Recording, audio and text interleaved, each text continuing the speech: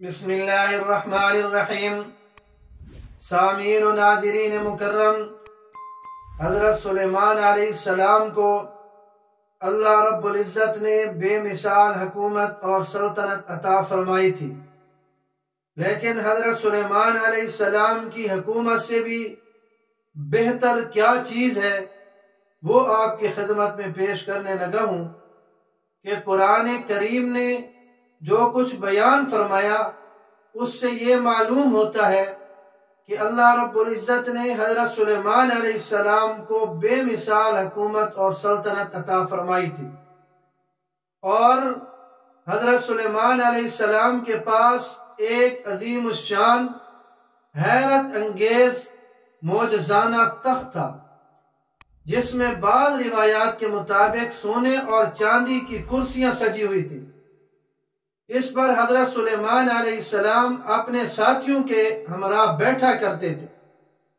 پھر چونکہ اللہ رب العزت نے حضرت سلیمان علیہ السلام کو ہوا پر بھی حکومت عطا فرمائی تھی، اس لیے جب کہیں سفر میں جانا ہوتا تو حضرت سلیمان علیہ السلام لشکر سمیت تخت پر جلوہ افروز ہو جاتے، پھر جہاں کا ارادہ ہوتا ہوا کو حکم فرماتے، وہ نہایت تیز رفتاری کے ساتھ منزل مقصود تک پہنچا دیتی۔ اس کی تیز رفتاری کو قرآن کریم نے سورہ سبا آیت نمبر 12 میں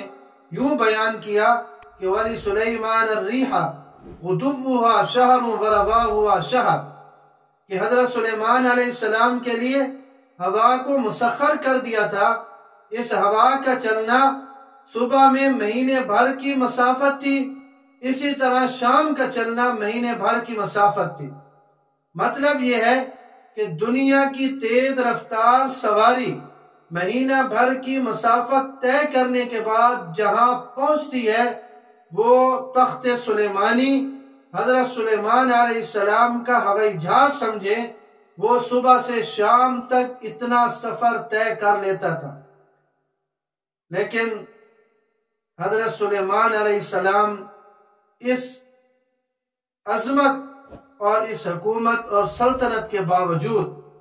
جس چیز کو سب سے زیادہ پسند فرماتے تھے وہ تھا اللہ رب العزت کا ذکر، کہ اس ہوائی تخت پر بھی اللہ رب العزت کا وہ ذکر کرتے تھے، سر جھکائے پورے سفر میں سر جھکائے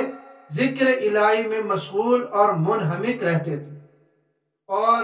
اس ہوائی تخت پر اس سے کبھی وہ غفلت نہ ہوتی تھی۔ ایک مرتبہ اسی ہوائی تخت پر کہیں تشریف لے جا رہے تھے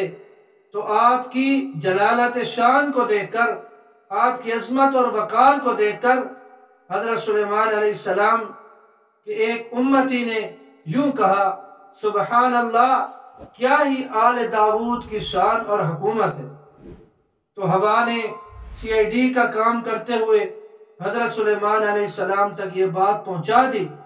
تو حضرت سلیمان علیہ السلام نے اسے بلایا اور اس سے پوچھا کہ تو نے کیا کلمات کہے؟ تو وہ کہنے لگا کہ میں نے کہا سبحان اللہ، کیا ہی آل داود کی شان اور حکومت ہے۔ تو حضرت سلیمان علیہ السلام اس سے فرمانے لگے کہ لَتَسْبِيحَةٌ وَاحِدَةٌ خَيْرٌ مِّمَّا أُوتِيَ آلِ داود، کہ اللہ کے بندے تیرا ایک مرتبہ سبحان اللہ کہنا آخرت میں اجر کے اعتبار سے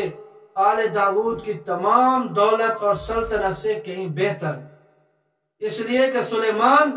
اور اس کی دولت، اس کی حکومت ختم ہو جائے گی، مگر اس سبحان اللہ کہنے کا اجر و ثواب یہ باقی رہے گا۔ حضرت سلیمان علیہ السلام